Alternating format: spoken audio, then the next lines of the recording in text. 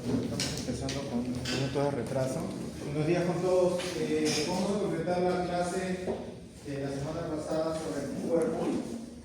Nos quedamos en la parte de revisión de isotipo, halotipo e idiotipo. ¿Recuerda cuáles eran las diferencias? ¿Les quedó claro? Sí. Este esquema es para poderlo recordar, lo van a tener cuando les pasen la diapositiva y lo pueden también buscar. Recordemos que el isotipo nos va a dar la diferenciación de las clases de inmunoglobulinas que tenemos. ¿Cuántas clases de inmunoglobulinas tenemos? 5. 5. La M, la A, la G, la D y la E. Eso son isotipos. Luego, vamos a tener la clasificación de idiotipos. Idiotipos habíamos mencionado que básicamente es la diferenciación o la estructura diferenciada que va a permitir la unión con el antígeno. Es decir, la zona variable o hipervariable. Variable. Hipervariable, esta zona de acá, ¿verdad? Esa hipervariabilidad va a determinar los diferentes idiotipos que hay de anticuerpos. La tercera parte, la tercera clasificación, halotipos, va a diferenciar las formas que cada uno de ustedes puede tener de diferente. Es decir, puede haber similitudes entre ustedes 10, como disimilitudes pueden ser disímiles ustedes 10. Eso va a determinar el halotipo. En una misma especie, ustedes son de la misma especie. Los que viven en otro continente son también de la misma especie, ¿verdad? Sí. Entonces, esa diferenciación nos va a determinar los halotipos.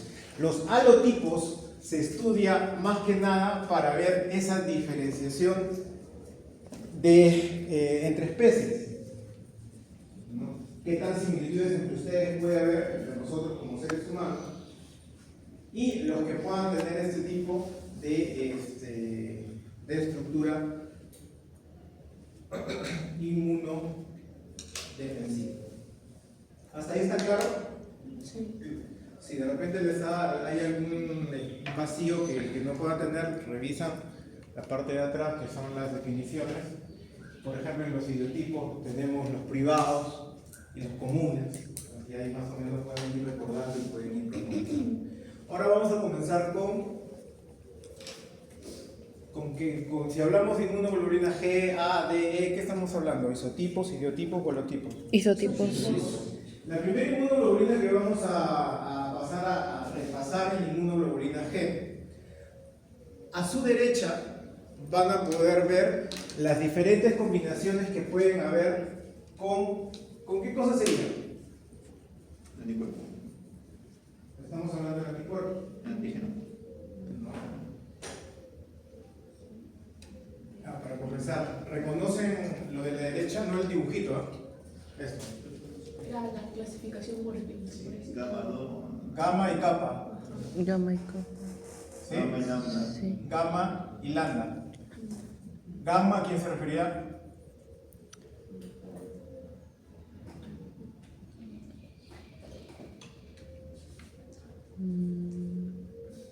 ¿Para qué? No voy a la gente. Claro. Habíamos hablado quién le da los nombres a las inmunoglobulinas. Ah, verdad. Gamma, delta, alfa, epsilon y delta. Ya. Entonces, si yo pongo acá gamma o ven acá gamma, el del costado, ¿qué será? ¿Qué le daba la denominación a las inmunoglobulinas? Su cadena pesada o ligera. Pesada. Ya, entonces, si me refiero a la cadena pesada como gamma, ¿la otra qué es? La ligera. La ligera, porque la estructura de las inmunoglobulinas tiene una cadena pesada y una cadena ligera. Sí. Entonces, esta estructura de acá quiere decir las diferentes combinaciones que pueden haber porque las cadenas ligeras pueden ser kappa o lambda. Entonces, podemos tener una IgG de este tipo o de este tipo. Por eso lo van a ver en las diferentes diapositivas donde haya esas diferentes combinaciones, para que lo puedan ir entendiendo. La inmunoglobulina G consta del 70-80% de las inmunoglobulinas géricas. O sea, constituye ese porcentaje, es la que más hay. Es la que mayor respuesta inmune secundaria tiene. Hay 4 subtipos de inmunoglobulina G1, G2, G3 y G4. La G3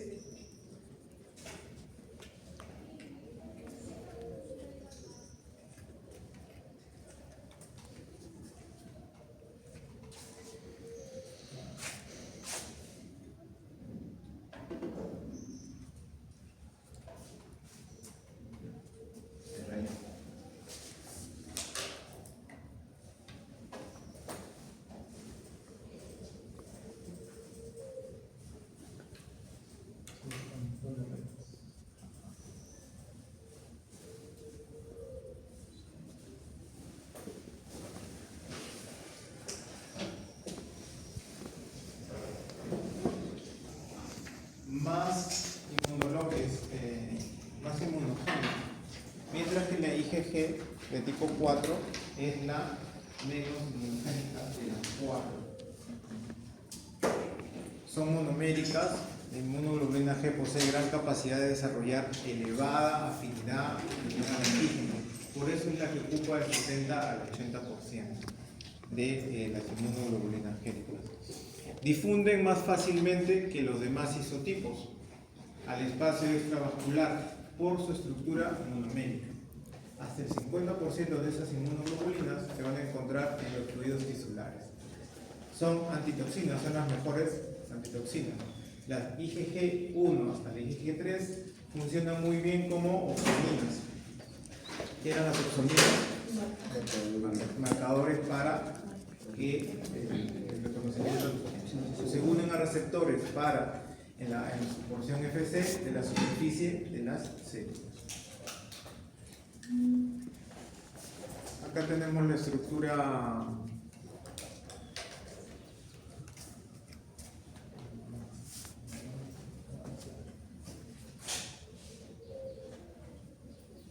esta es la estructura de la inmunoglobulina G con sus cadenas laterales. La inmunoglobulina A tiene esta distribución, ya saben por qué. Va a constituir del 10 al 20% de las inmunoglobulinas séricas. Es la inmunoglobulina propia de las secreciones, jugo gástrico, saliva, leche. ¿Qué otro tipo de secreciones podemos tener? Sudor. Sudor. El moco también. Se distinguen dos tipos, la inmunoglobulina A1 y la A2. Normalmente es dimérica, hay una unión covalente por el péptido J y están recubiertos por una pieza secretoria. Mayormente, al ser esta inmunoglobulina A, hay estudios, ahora que está muy de moda el tema del virus Coxsackie. Cuando hay se quiere tener una determinación franca de anticuerpos, vamos a ver que hay exámenes de ELISAs que determinan la presencia de inmunoglobulina A con inmunoglobulina G y inmunoglobulina M. Ya vamos a ver que cada una nos va a determinar agudeza o franca enfermedad. Entonces, de una u otra manera, tener en un kit inmunoglobulina A específicamente en una enfermedad donde necesitamos tener la certeza de que en este caso este virus ataca en las mucosas respiratorias, nos va a ser útil, ¿no? Para poder tenerlo en cuenta. Esta es la estructura del inmunoglobulina. Tiene alto contenido en carbohidrato. Inmunoglobulina 2 es abundante en secreciones seromucosas, por eso este tipo es la que se trata de determinar. Está presente en saliva, lágrimas, fluido nasal, tracto bronquial, tracto genitourinario, tracto digestivo, leche materna y el calostro. O sea, este tipo de inmunoglobulina, detectarla nos va a determinar la agudeza de una determinada enfermedad. Tiene una tetravalencia porque es capaz de unirse al epítopo repetitivo de una superficie del virus, lo que les mencionaba, que son bacterias, inhibiendo la colonización de las mucosas. Entonces, una alta probabilidad de tener inmunoglobulina A o detectar inmunoglobulina A nos va a determinar que la enfermedad ha estado o está o la presencia de lo que nosotros queremos hallar en la etapa aguda. Los complejos de inmunoglobulina A secretora y antígenos son atrapados eficazmente en el fluido mucoso del epitelio y eliminados por el movimiento ciliar del tracto respiratorio o por el peristaltismo del intestino. Entonces vamos a tener que su estructura dimérica atrapa los antígenos, se combina con las secreciones y puede ser, en este caso, descartado.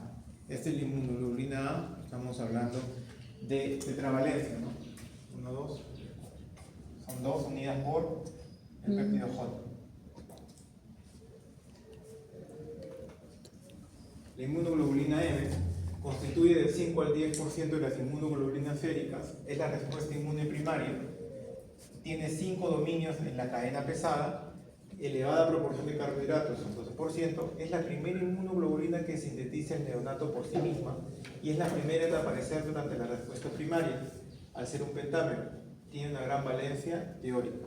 Entonces, esto nos da a entender, si nosotros hacemos un rastreo de inmunoglobulinas a un recién nacido, ¿qué inmunoglobulinas sabemos que son de neonato? La M. Si hallamos inmunoglobulina G, no es de él, sino es la defensa de la mamá. ¿Y a raíz de qué pasó de la defensa de la mamá? ¿Pueden apagar el celular, por favor? Si de una u otra manera vemos inmunoglobulina G, que es monomérica, es la que más fácil pasa placenta. Es por eso que podemos tener esta lógica, ¿no? Se secreta como pentámeros. El FC, la protección cristalizable, está dentro y los brazos FAB, que son los que se van a unir al antígeno, están fuera, como una estrella. Son 5 monómeros. Cada monómero lleva un dominio constante adicional, y ahí vamos a ver en la figurita. Las unidades del pentámero están unidas entre sí por puentes de sulfuros, como la mayoría de anticuerpos, entre dominios Q, 3 adyacentes, y entre cada uno de sus 4 dominios Q adyacentes, exceptuando a 2 de las 5 unidades que se usan mediante una pieza corta. Ahorita lo vamos a ver. Posee una gran valencia porque está unido con 5 estructuras monoméricas. Al unirse este tipo de antígenos particulados con epítopos repetitivos, cambia de conformación. Pasa de una configuración plana, forma de estrella, a una forma de grapa o de cangrejo.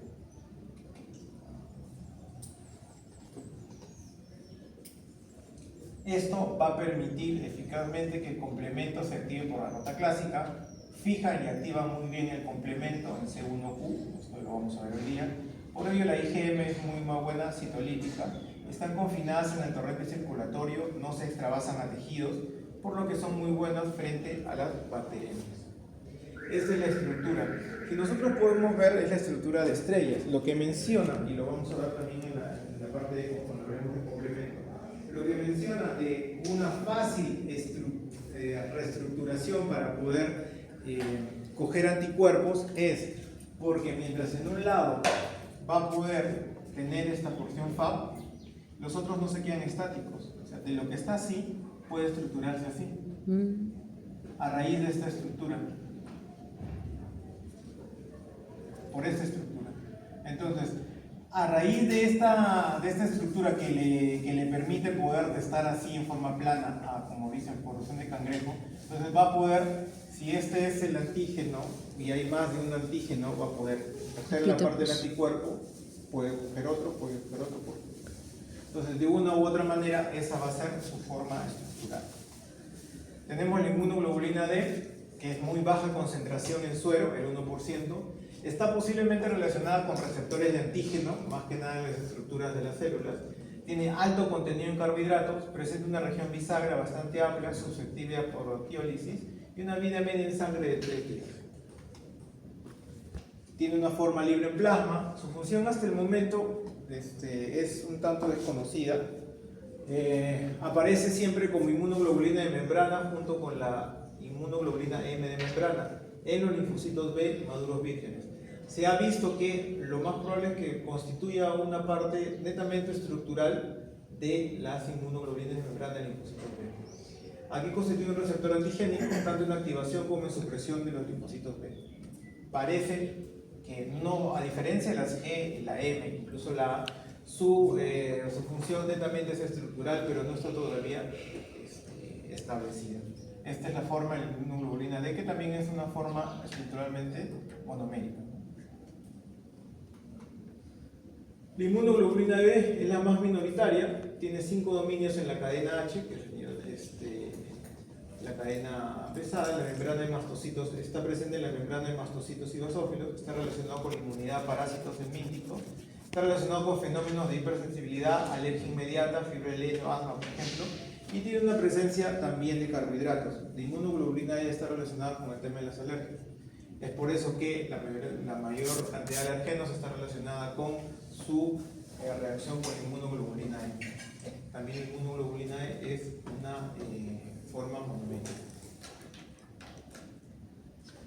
Esta es la variación en los dominios según la clase IgG. Estamos hablando de los dominios constantes y dominios. Inmunoglobulinas poliméricas, pentámero y dímero. Cuando hablamos de esa estructura, esta forma de B también puede ser de manera vertical, como este de acá.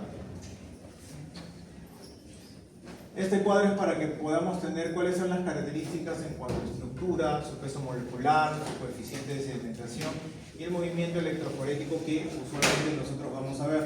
Debemos recordar que está en la porción gamma de una correa electroforética, entonces vamos a ver qué porciones se pueden mover. Esto es importante para determinar en algunas enfermedades en donde debemos ver cuál de todas las estructuras gamma, beta es la que está más elevada o la que no está presente. Cuáles son sus cadenas pesadas, su principal lugar de síntesis, la distribución, que ustedes lo pueden también leer. La actividad biológica de las inmunoglobulinas, tenemos una actividad primaria y una actividad secundaria. La actividad primaria va a estar determinada con su unión principal al antígeno. A las inmunoglobulinas, su función primaria es la reacción antígeno-anticuerpo. Y eso lo va a hacer a través de esa reacción, la región FAO. Y la secundaria está netamente en la función efectora, como unión a células cebadas, pasar la placenta y comportarse como antígeno. ¿Qué es lo que va a permitir esta actividad biológica? La región FC cristalizada. Entonces, ¿por dónde estamos hablando de que esta es una estructura de la inmunoglobulina? ¿Por dónde entra la placenta? Dirigida por la porción FC cristalizada. Y ese es, por ejemplo, es una función secundaria. Las valencias que tenemos de nuevo al antígeno, la inmunoglobulina G, al ser dimérica, tiene dos zonas de valencia, la inmunoglobulina M tiene 10 zonas de valencia, la inmunoglobulina A de 2 o 4, dependiendo de la estructura que tengamos, la E y la D tienen 2 ambas. Y acá es un cuadro que nosotros debemos tener en cuenta en cuanto a presencia estructural de la inmunoglobulina G y la inmunoglobulina M. Debemos recordar un poco el tiempo del COVID. Cuando hubo el COVID y salieron las pruebas rápidas, la mayoría de pruebas rápidas se basó en esta manera en que nosotros, el sistema inmunológico, sintetiza la defensa. Lo primero ante una presencia de antígenos va a ser La inmunoglobulina G. ¿cuál se va a disparar más? La M. Ambas se van a producir, pero a los 15 días ya hay un repunte de M, donde sí o sí hay una producción que, si has estado expuesto al antígeno, vas a tener una producción tope a los 15 días.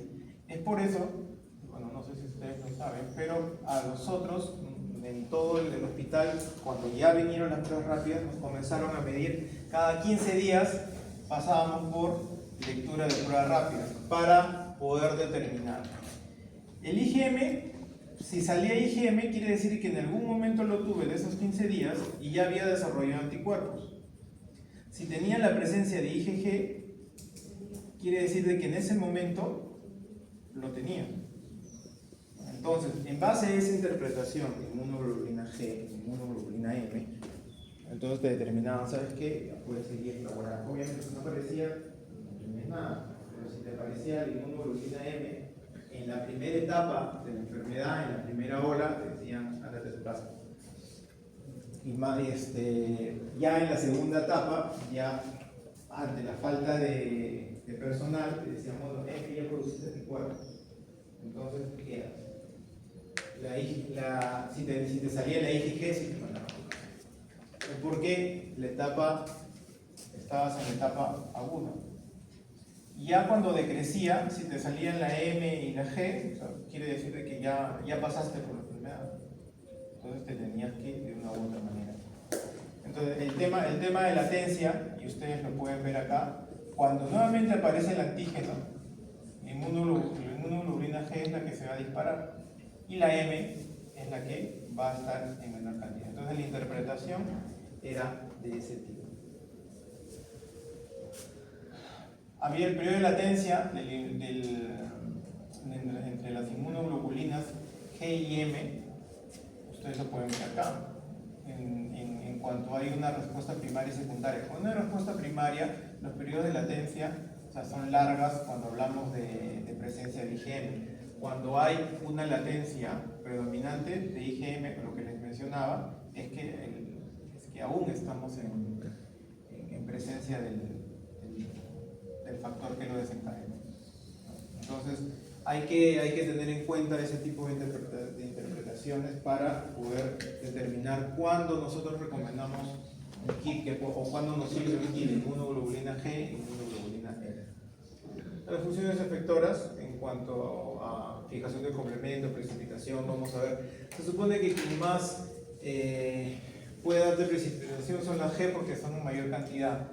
¿Quiénes van a ser más asertivas en la fijación de complemento? La que tiene mayor estructura, que vendría a ser la M. ¿Quiénes son mejores opsoninas? La M. Y acá, ¿por qué está en 2 puntos la IgG? Porque ya habíamos hablado que tiene 4 subclases. La inmunidad mucosa definitivamente es la A. La citotoxicidad de anticuerpos, independiente de anticuerpos, es la E por el tema de reacción de Lehr. La síntesis de hemoglobina, y esta parte trata de explicar cómo hay esa variabilidad e hipervariabilidad. La síntesis de hemoglobina se produce a través de una transcripción de lo que el ARN mensajero y el ADN a través del ARN mensajero va a producir en el retículo endoplasmático a través de los ribosomas. Este mismo núcleo va a determinar qué cadena pesada y qué cadena ligera se producen. Vamos a tener esta estructura que se completa, tiene la estructura de carbohidratos para que le dé estabilidad y a través del aparato de Golgi y a través de una vesícula secretora va a salir al líquido extracelular ya confirmado.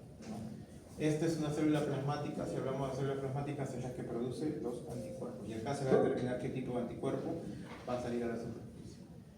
La síntesis de inmunoglobulinas A, que son de tipo secretora, tenemos una célula plasmática submucosa porque va a estar en todas las mucosas, va a liberar la inmunoglobulina, el cual a través de los receptores poliméricos va a estar, en este caso en el velocito, en el intestino, va a ingresar y vamos a tener en la luz intestinal inmunoglobulina. Por ello es esta forma en que llega hasta la luz intestinal en este caso. Puede ser también a la luz de los bronquios, ¿no? y se puede llegar de esta forma. La degradación de una inmunoglobulina va aproximadamente en vida media de 21 a 30 días. Hay una degradación en el hígado y en el sistema retículo endotelial ocurre el 70% de esta degradación. ¿Cuál es el nivel de protección? Hay un límite inferior de concentración de anticuerpos netamente específicos, por sobre el cual, en este caso un animal, puede establecer una respuesta inmune humoral eficaz contra un antígeno determinado y en consecuencia permanece efectivamente protegido contra el mismo. Hay un nivel de protección que debe llegar. Esta es la forma como se explica a través de animales de experimentación qué nivel de protección debe llegar. Entonces, el nivel de protección se va a determinar aproximadamente pasado los 35 días. Está pasado el mes. Es por eso que cuando vayamos nosotros a hacer la experimentación con el conejo, vamos a determinar una serie de protocolos que dure por lo menos un mes, ¿no? Entonces, por lo menos, para ver qué niveles y cómo lo vemos al sacar la sangre basal y luego pasar a sacar una sangre al final de la experimentación para ver si se elevaron o no los anticuerpos. En este caso, como no hacemos dosaje de anticuerpos, ¿qué es lo que dosaríamos? Llevaron el químico, ¿verdad? Correcto, proteínas totales. Para determinar qué parte de las proteínas están, si se han elevado o no. Entonces, eso es como nosotros podríamos hacerlo, porque si nos ponemos a usar inmunoglobulinas no nos va a alcanzar el presupuesto. Hay una seroconversión. Cuando hay una seroconversión, que es el aumento en 4 veces o más del título de anticuerpos específicos en sangre, determinado en muestras seriadas con 21 días de diferencia, que indica la presencia de una infección. La seroconversión es de no tener nada a pasar a elevarse una producción inmensa. Esa es una seroconversión. De tener 0 a tener 4 veces el título de lo que teníamos antes. Y eso es cómo también se dosa que está funcionando la protección. Ahora bien, esta última parte está dedicada a saber exactamente cómo en la zona hipervariable, que es la última parte tanto de la cadena pesada como de la cadena ligera, se va a determinar las diferentes formas o las diferentes estructuras que van a dar la forma de la cerradura a la región hipervariable donde se contacta con el antígeno. Entonces todo viene de genética, de los genes. Los componentes del gen van a estar esparcidos en el cromosoma. Estos componentes B de J van a poder rearreglarse y van a determinar la estructura de una cadena pesada y una cadena ligera al momento de ensamblarse. Siendo más específicos, tenemos los segmentos B de J, que dependiendo de determinadas recombinaciones va a poder formar. Es decir, si tenemos cómo juega la conformación estructural de un anticuerpo entre las estructuras B, las estructuras D, las J, y al final estas se combinan aleatoriamente. Digamos así, si este es 1, 2, 3, 4, 1, 2, 3, 1, 2, 3, 4, 4 de diferente tipo, las diferentes combinaciones que pueden haber es aleatoria. Y al final vamos a tener no siempre una misma cadena que va a conformar una estructura recombinante. Hay reordenamientos, como acá lo podemos ver, B, D, J, nuevamente es la misma estructura, y tenemos la transmisión a través del ARN que lo va a perpetuar. Y es así como vamos a tener esta situación. Tenemos la configuración de J que le va a dar la estructura, como ustedes pueden ver, a las diferentes cadenas, tanto pesadas como ligeras. Por un lado la pesada y por otro lado la ligera. Estas estructuras son diferentes, entonces las combinaciones también, así como hay combinaciones acá, también hay combinaciones acá, y nos va a determinar la cadena pesada y la cadena ligera. ¿Cuántos segmentos B hay? De la cadena pesada hay 40, el segmento J hay 6, el segmento D hay 23. Kappa y lambda hay 36, 31, 5 y 4 y 0, 0 en el segmento D. Entonces todas este tipo de combinaciones van a determinar que haya diferentes pares. Por ejemplo, pares B de J de unión hay 2 por 10 a la 6. Entonces toda esa diversidad va a determinar los diferentes tipos de anticuerpos. ¿La lista la están corriendo? Sí. Gracias. Y esto es para que se pueda tener. El ADN va a ser hasta el ARN mensajero y va hasta la proteína que va a codificar la cadena pesada y la cadena ligera. Y ahí vamos a tener la estructura, cadena ligera, cadena pesada, la estructura de un anticuerpo, la estructura monomérica. Este reordenamiento BDJ es en base a eso, es un reordenamiento propio de la configuración del anticuerpo. ¿Alguna pregunta?